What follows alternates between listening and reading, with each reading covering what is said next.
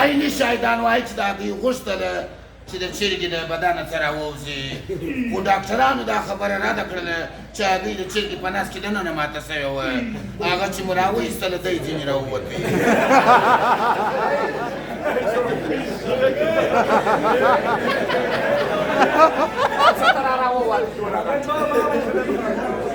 په کاناډا کې یو خر بدخابه سوی و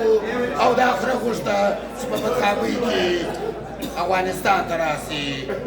خو پر لارې دی پر پیش سو لکه یې ځینې وکښله دا خپل درواغ وه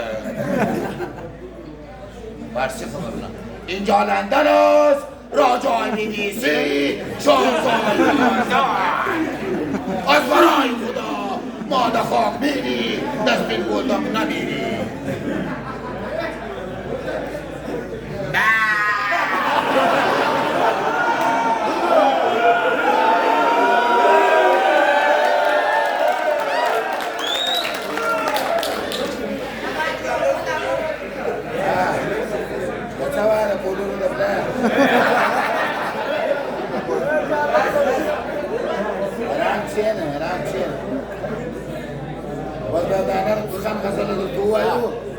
Stas tempo passa, buscando a minha banana.